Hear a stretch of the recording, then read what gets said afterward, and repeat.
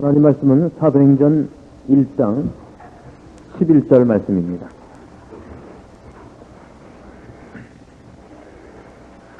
사도행전 1장 11절 말씀입니다. 가로되 갈릴리 사람들아, 어찌하여 서서 하늘을 쳐다보느냐? 너희 가운데서 하늘로 올리우신 이 예수는 하늘로 가심을 본 그대로 오시리라 하였느니라. 한 절 말씀을 봉독해 드렸습니다.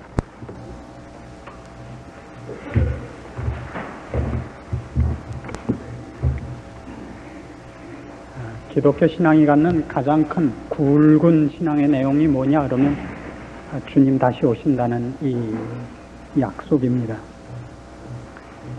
너희 가운데서 하늘로 올리우신 이 예수는 하늘로 가심을 본 그대로 오시리라. 우리는 이걸 믿고 있기 때문에 일반 세상 사람들과 다른 삶을 살고 다른 가치관을 가집니다. 그러나 이 문제야말로 우리에게 근본이며 기초면서도 늘 다시 생각하게 되고 또 마음속에 갈등을 느끼기도 하고 하는 약속이라고 생각이 됩니다. 아주 간단한 질문으로 이 내용을 다르게 표현하자면 주님은 정말 오시는 것일까? 그런 질문이 됩니다. 정말 오시는가? 오신다면 언제 오시는가? 하나 더 질문을 연결한다면 왜 아직은 안 오실까? 이것이 오늘 우리가 살펴보려고 하는 이 본문 가운데서 꼭 결론을 내야 하는 내용들입니다. 주님은 정말 오시는가? 정말 오십니다. 오시는 것을 무엇을 보고 알 수 있는가? 이게 첫 번째 질문일 수 있습니다. 주님이 오신다는 걸 무엇을 보고 확인할 수 있는가? 제일 확실하게 이 문제에 답을 하려면 지금 주님께서 오시면 됩니다. 그렇죠? 그럼 뭐 아주 확실하죠. 저기 오신다. 그러면 모두가 쳐다보고 오시는데 안 온다고 우기는 사람들은 틀린 거죠. 그래서 주님이 오시는 문제와 언제 오시느냐 하는 문제는 아주 밀접한 관계를 가집니다. 이것이 가까운 장래에 일어날 일이라면 오늘 우리가 입씨름을 할 필요가 없기 때문입니다. 내일 오신다든가 한 달 있다 온다든가 1999년 7월에 오신다든가 그러면 이제 잠깐만 기다려보면 되는 거니까 그날을 기다리고 있으면 될 겁니다. 그러나 성경은 뜻밖에도 언제 오시느냐 하는 문제에 대해서는 답을 피하고 있습니다.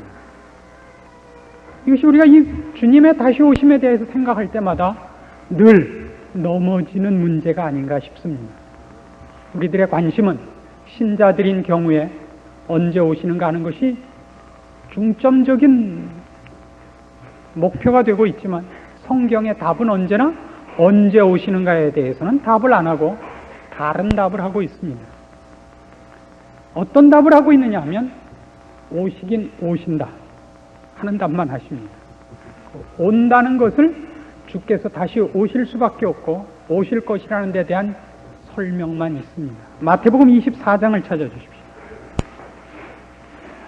마태복음 24장 3절 말씀 봅니다. 예수께서 감람산 위에 앉으셨을 때 제자들이 조용히 와서 가로되 우리에게 이르소서 어느 때에 이런 일이 있겠사오며 또 주의 임하심과 세상 끝에는 무슨 징조가 있사오리까? 예수께서 대답하여 가라사대 너희가 사람의 미혹을 받지 않도록 주의하라. 많은 사람이 내 이름으로 와서 이르되 나는 그리스도라 하여 많은 사람을 미혹해 하리라. 난리와 난리 소문을 듣겠으나 너희는 삼가 두려워 말라. 이런 일이 있어야 하되 끝은 아직 아니니라. 민족이 민족을 나라가 나라를 대적하여 일어나겠고 처처의 기근과 지진이 있으리니 이 모든 것이 재난의 시작이니라. 그때 사람들이 너희를 환난에 넘겨주겠으며 너희를 죽이리니 너희가 내 이름을 위하여 모든 민족에게 미움을 받으리라. 그때 많은 사람이 시험에 빠져 서로 잡아주고 서로 미워하겠으며 거짓 선지자가 많이 일어나 많은 사람을 미혹하게 하겠으며 불법이 성함으로 많은 사람의 사랑이 식어지리라. 어느 때 이런 일이 있겠습니까? 라고 물었습니다.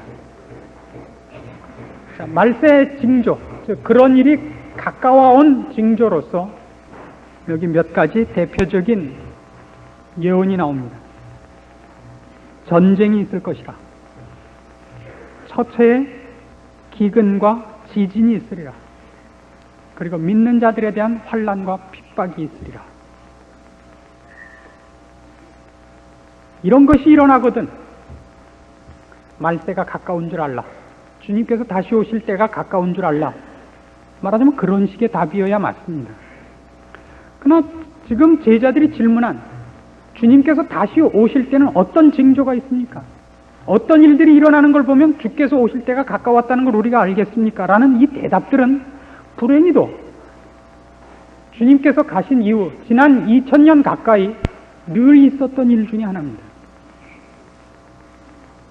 전쟁은 그때도 있었고 지진과 기근도 그때도 있었고 지금도 있으며 세계 역사를 우리가 추적해보면 어느 한순간도 세상이 잠잠해진 날이 없었던 것을 발견하게 됩니다.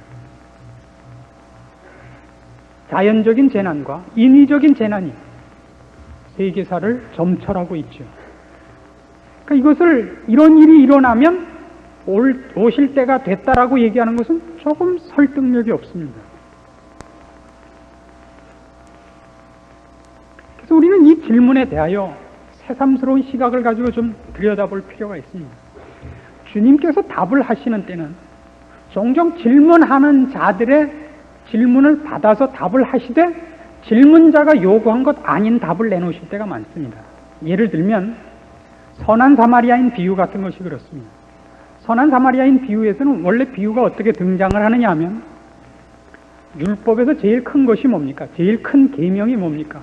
제일 우선적으로 지켜야 하는 계명이 뭡니까? 라고 묻자 주님께서 첫째는 네 하나님을 사랑하라. 둘째는 네 이웃을 내 몸같이 사랑하라. 그러셨습니다. 그래서 이 질문한 사람이 잘난 척을 하려고 그럼 내 이웃이 누굽니까? 내가 사랑해야 될 이웃을 정해 주십시오. 그럼 내가 그 사랑을 하겠습니다. 그래서 주님께서 선한 사마리아인 비유를 펼치시는 겁니다. 어떤 사람이 예루살렘에서 여리고로 내려가다 강도를 만났는데 제사장이 지나가다 그냥 가고 레위인이 지나가되 돌보지 않고 갔습니다. 그러나 사마리아인은 와서 그를 상처를 치료 하고 자기 나귀 뒤에 태워서 여관에 데려다가 치료를 받게 하고 자기 갈 길을 가면서 그 치료비를 다 물고 갔다고 되어 있습니다. 그러면서 이렇게 주님이 그 마지막 답에 대한 질문을 이렇게 던집니다. 강도 만난 사람이 볼 때 누가 이웃이었겠느냐? 사마리아인입니다. 맞다. 너희도 가서 그렇게 해라. 질문은 무엇이었느냐 하면 내가 계명을 지키기 위해 사랑을 할 텐데 어디까지가 내 이웃이라고 생각을 해야 됩니까? 이웃을 정해 주십시오였습니다.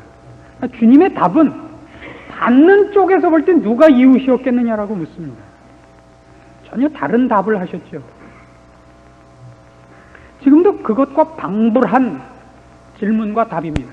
제자들의 질문은 어느 때에 주께서 오십니까? 그 오시는 것을 오실 때가 됐다는 걸 무엇을 보고 알 수 있습니까를 질문한 겁니다. 그러니까 이런 일이 일어나는 걸 보면 아하 때가 됐다. 요즘 식으로 하면 검은 반점이 나타나면 뭐다? 아 이건 AID 아파트에서 사는 거다. 이건 이제 죽을 때가 됐다. 아는 거죠. 마찬가지로 지금 이런 일들이 일어나면 주님께서 오실 때가 됐다. 이렇게 알아야 됩니다. 근데 그렇게 제시한 것들이 처처에 기근이 있고 지진이 있으리라. 지진이 가장 유명한 지진이 언제 일어났습니까? 가장 유명한 지진. 저쪽 미국 서부 쪽에서 일어난 지진이 언제죠? 뭐 하여튼 오래전에 있었습니다. 오래전에 있었습니다. 일본에도 관동 대지진이라고 꽤 있었습니다.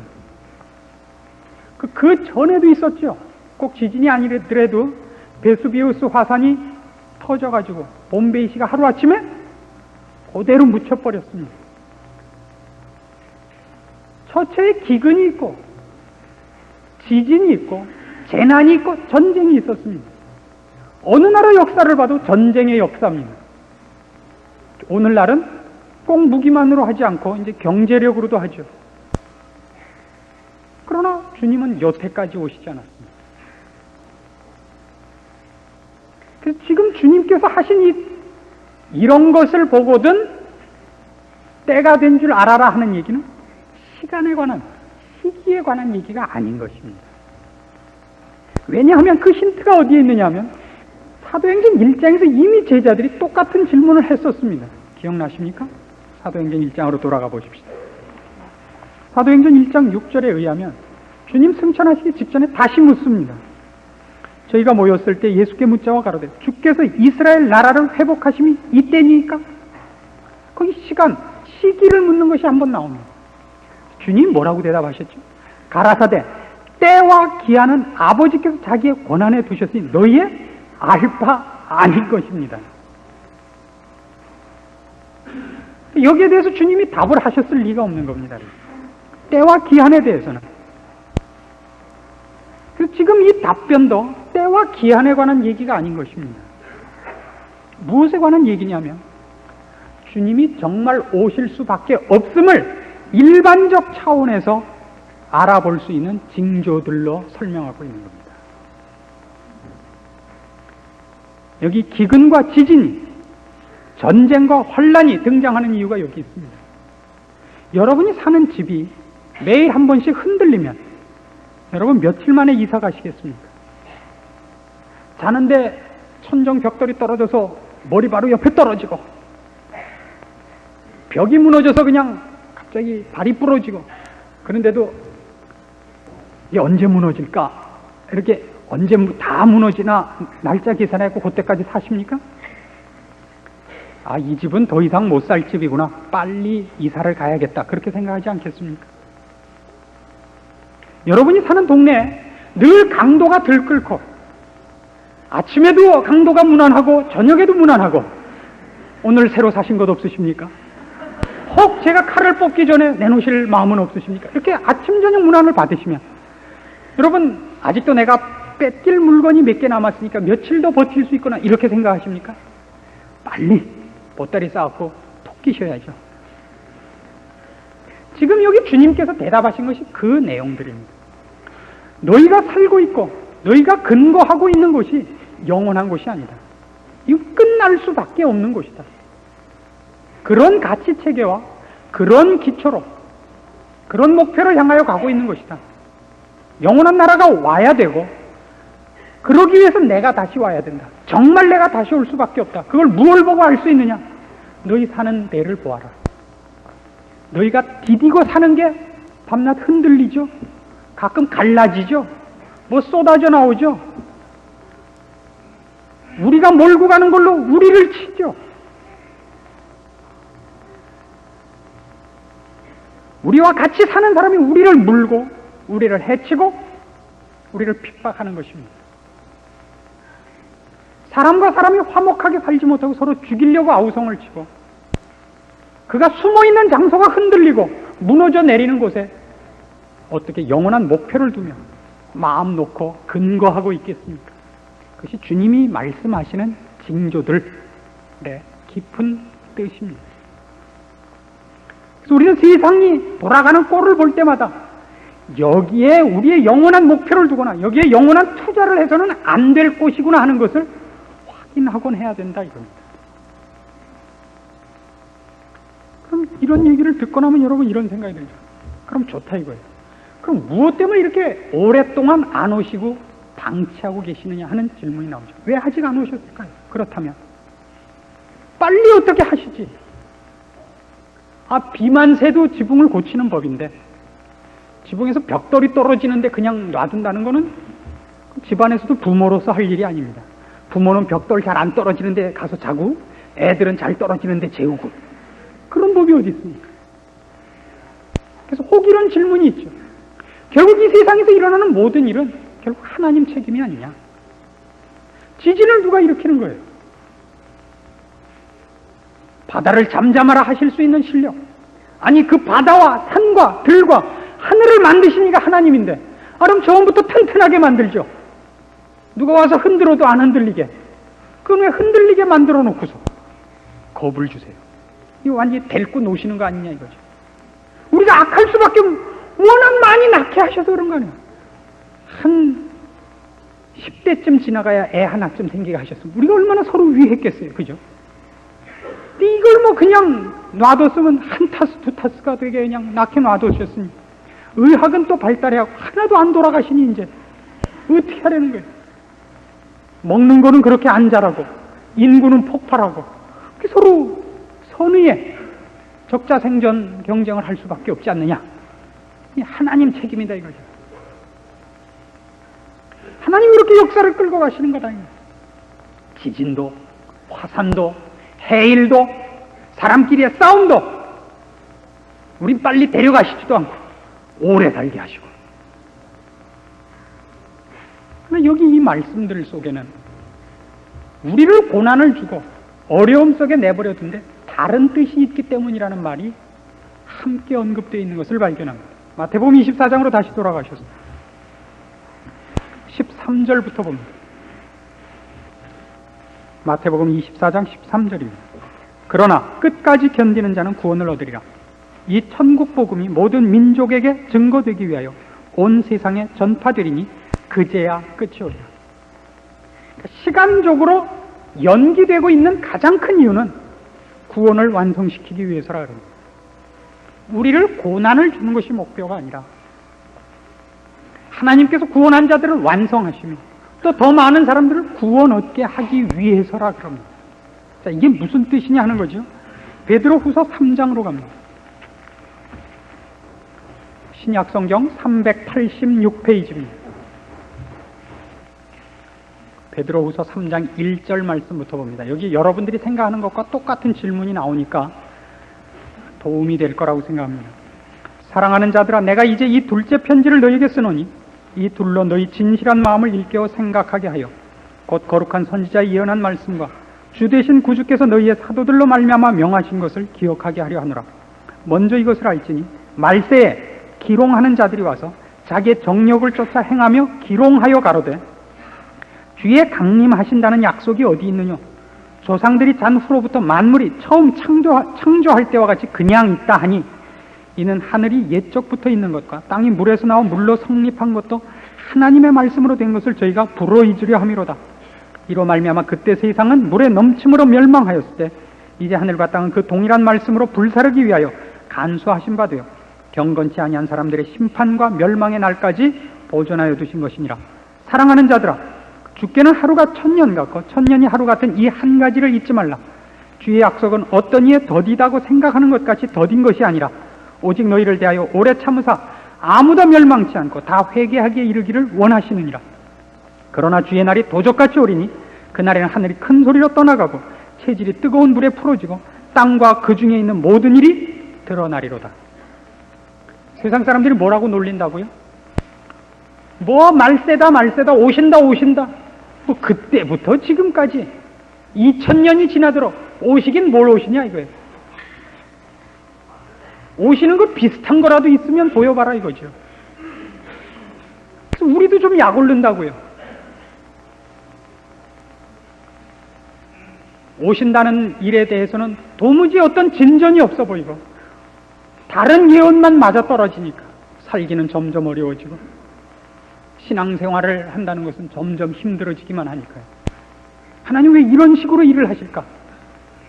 언제나 이 고난이 끝이 날까? 여기 분명히 그렇게 대답을 하고 있습니다. 그 이유는 우리의 이익을 위해서라는 겁니다. 어떻게 이익이냐 하는 문제가 오늘 우리가 생각해보는 이 내용 중에 가장 중요한 문제입니다. 이제부터 잘 들어주십시오. 부모가 자식을 공부시킬 때 자식의 최고의 관심이 뭡니까? 억지로 공부하는 자식이 부모한테 계속 묻는 게 뭐죠?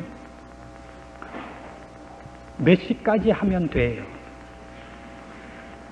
그렇죠? 그러니까 관심이 빨리 하고 끝내는 것이 목적이 돼. 몇 시까지예요? 몇 시까지예요? 그럼 부모가 뭐라고 대답을 합니까? 몇 시까지 하면 돼? 그럴 때 뭐라 그래요? 아니 시간이 문제냐? 이걸 다 알고 자야지. 그렇죠? 이 문제에 대해서 제일 나쁜 버릇이 우리에게 어디 있냐면요, 병역 의무를 치룰 때 그러죠. 그때 가능한 한 도망만 다니는 거예요. 왜냐하면 의무이기 때문에, 병역 의무는 횟수만 채우면 내보내야 되니까. 가능한 한 일 안 하고 3년 동안 요리조리 피해 다니다가 3년 땡 하면 제대하고 나오는 거죠. 아무 쓸모없는 일입니다. 여러분들, 여러분 자녀가 나중에 군에 갈 때 백 써갖고 좋은 데 뽑지 마십시오. 도무지 필요가 없습니다. 우리나라가 지금 이만큼 된 여러 이유들 중에 분명한 하나의 이유는 군대 3년의 교육입니다. 저도 사람을 여러 써봤습니다만은 쓰다가 아무래도 좀 이상해서 나중에 알아보면 방위 출신이에요.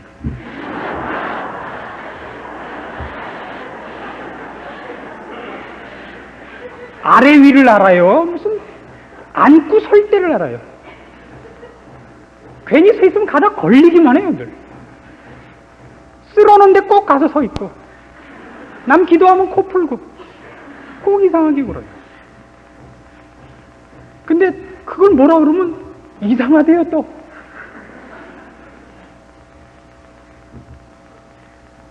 그러면서 이제 군대에서 고생한 얘기를 하더라고요. 아침에 8시까지 출근을 해야 되는데 방위들은 출퇴근을 해요. 11시에 간대요.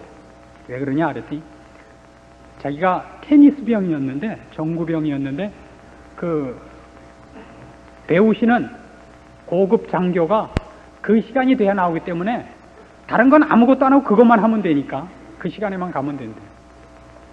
그러니까 원래 3년 하고 있는 사병들은 약 올리잖아요.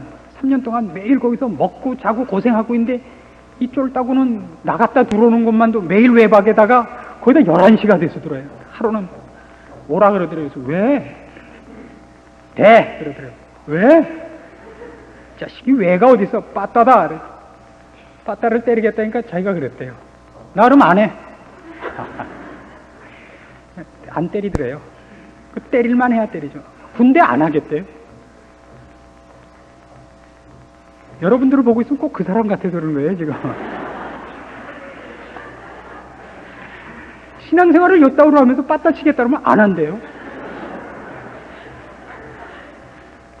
이제 저희가 군에서 군 생활을 하다 어려움을 겪은 게 많지 않습니까? 집 떠나서 고생한 얘기, 너무 보호만 받고 있다가서 몰라서 저지른 실수들, 영창 갈 뻔한 얘기들, 뭐 이래서 그 친구가 갑자기 자기도 영창을 갈 뻔했대요. 왜? 테니스 줄을, 코트 줄을 한번 잘못 껐대요. 어떻게 해? 장성들이 와서 테니스를 치는데 높은 사람 공이 그만 아웃이 됐대요. 그래서 그러니까 줄이 이렇게 휘어서 아웃이 됐대요. 하마터면 영창을 갈 뻔했어요. 여러분의 신앙생활이 기껏 그 정도일까봐 제가 겁이 나는 거예요. 그리고 밤낮 거꾸로 매달아도 좋다, 국방부 시계는 돌아간다, 이러고 있을까봐 걱정이라고요. 하나님 우리를 괴롭히려고, 국가가 우리를 괴롭히려고 군대로 부르지 않은 것 같이 하나님이 우리를 괴롭히려고 목숨을 연장시키고 있고 오실 것을 보리하고 계시는 것 아니다 말입니다. 그건 중요한 훈련 기간이라고요. 제대하면 여러분 계급이 뭐죠? 제대할 때 계급이 여러분 계급입니다. 제대하면 계급이 오르질 않아요. 진급이 되질 않습니다. 유일하게 어디서만 진급이 되냐면 군대에 있어요. 현역으로 있어야 진급이 됩니다. 여러분이 지금 요 60평생 혹은 80평생 잘 하셔야 되는 게, 제대하고 이제 천국에 가면 평생 그 계급이 그거예요. 군에서 방위 그러면 아무도 안 쳐줘요. 그래서 취직도 못하고 뭐 그런 게 있나 없나 모르겠습니다만 놀아도 따로 놀걸요. 방돌이들은 방돌이들끼리 틀림없이 따로 모일 겁니다. 사람 취급 못 받지 않을까 싶습니다. 그걸 모르고 매일 그것만 하고 있는 거예요. 달력에 X자만 하고 있는 거예요. 오늘도 하루 갔다, 며칠 남았다. 이게 참으로 큰 오해입니다. 이 세상이 우리의 목적할 바도 아니고 가치를 둘 것도 아니고 보물을 쌓아둘 것이 아니라는 걸 분명히 하기 위하여 전쟁이, 재난이, 혼란과 핍박이 있는 것을 하나님이 놓아두시고 거기에 우리를 이렇게 어떤 의미에서 내버려 두신 것 같이 놔두시는 이유는 거기서 비로소 야, 여기다가 우리의 보물을 쌓아서는 안 되겠구나. 그래서 올바른 보물을 쌓게 하시며 쌓을 시간을 주고 있는 것입니다. 근데 그게 빨리 끝났으면 좋겠다는 건 얼마나 큰 오해입니까? 어떤 부자가, 옛날에 부자가 이제 우리나라에서 살던 부자였는데 중국으로 갈 일이 생겼어요. 중국에 가서 살게 됐는데, 그러면서 하인들을 전부 불러서 자유를 주기로 했습니다. 그동안 수고를 했다고 하룻밤 동안 새끼를 꼬아서 동전, 옛날 돈 그 가운데 구멍 뚫린 거를 꿰일 수 있는 한 꿰서 갖고 가라고 그랬습니다. 날 새는 게 고맙겠습니까? 날이 안 새야 좋죠, 그거는. 왜 하룻밤만 해요? 이틀, 사흘, 뭐든지 3박 4일은 해야죠. 그렇잖아요? 그래야 제대로 뭐 돈을 좀 만들어 갈 거 아닙니까? 그때 3초 준다 그러면 어떻게 하란 말이에요? 3초 동안에 언제 꽈가지고 언제 넣어요? 그건 안 되는 거예요. 그 마음이 여러분에게 있으셔야 됩니다. 여러분의 신앙생활을 한 지 지금 얼마나 되셨습니까? 30년 되셨습니까? 그때의 감격, 주는 나의 주님이시다, 나의 구속자시다, 나는 이제 죽어도 천국 간다. 그리고 30년 내내 고기죠. 이건 굉장한 게으름이고 굉장한 나태입니다. 이것만큼 무지하고 미련한 건 없습니다. 뭐가 같으냐면 고등학교 2학년 놈이 국민학교 2학년 해보고 나 구구단 웬다 그러는 거랑 똑같은 겁니다. 그 다음에 뭐 난 게 없는 거예요. 체중만 늘었지. 식사 때마다 처먹기만 많이 하시지 나머지는 난 게 하나도 없다면 그거같이 불행한 건 없죠. 그 시간을 다만 그렇게 몸뚱아리만 뚱뚱해지라고 준 시간이 아니지 않습니까? 사람 같아질 시간, 수준이 높아질 시간, 채우고 깊어질 시간을 준 것 아닙니까? 예수 믿은 지 10년, 그때 한 것과 지금 한 것에 차이가 없고 이제 10년 지났으니까 앞으로 이제 몇십 년밖에 안 남았다. 이건 불행한 일이라고. 우리의 신앙은 그런 안목으로서 지내서는 안 되는 겁니다. 여기 우리 모두 각자 이 말씀 앞에서 자신을 돌아봐야 하는 일이 생기는 겁니다. 하나님이 나에게 허락하신 시간이 얼마나 귀한가를 아는 깨우침이 있어야 되는 거예요. 내 보물을 혹시 땅에다 쌓고 있는 것은 아니에요. 지나간 시간을 헛되이 보낸 것은 아니에요. 우리나라 교육은 늘 입시 위주이기 때문에 저만 해도 영어 실력은 고3 영어 실력이에요. 지금 고3 때 그냥 대학교 들어가느라고 했던 영어 실력에서 끝났어요. 대학 들어가서는 안 했으니까. 대학 들어가서 맨 당구만 쳤으니까. 상당히 불행한 겁니다. 우리가 고등학교 3학년 때 배운 영어라는 건 대단한 거였습니다. 셰익스피어를 다 읽고, 그렇죠? 유명하다는 사람, 하다못해 케네디 연설문까지 그때 외우지 않았습니까? 영어로 외웠는데 지금 다 까먹었습니다만. 그것도 얼마나 구문법을 따져가면서 요란무쌍하게 했습니까? 다 잊었습니다.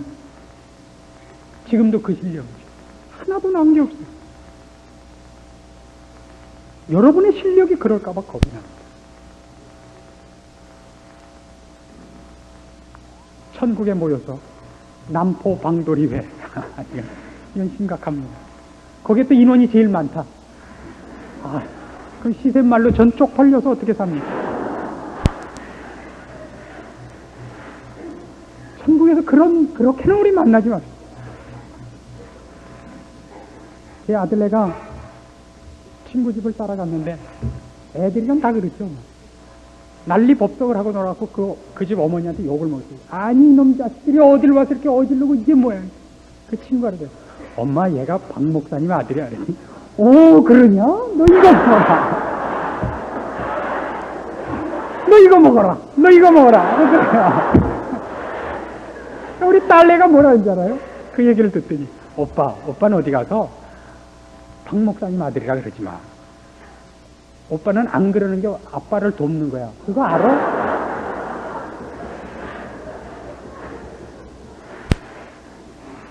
너무 심각하게 겁을 줄 마음이 제가 없어서 끝을 이렇게 웃고 끝낼 마음이 생겼습니다. 이거는 남하고 할 얘기도 아니고 각자가 살아야 할 싸움이기 때문에 늘 심각하게 긴장하셔서 싸워야 할 싸움입니다. 지혜롭게 그리고 인내심을 가지고 끈질기게 하셔야 되는 싸움입니다. 우리가 세상에서 이미 보아온 것 같아요. 공부 한번 잘한 것이 나중에 얼마나 두고두고 이익입니까? 시집살 가려고 우리가 얼마나 돈을 쳐들여서 할 줄 모르는 음악대학, 할 줄 모르는 미술대학까지 갔었지 않습니까? 예비고사 볼 실력은 없고.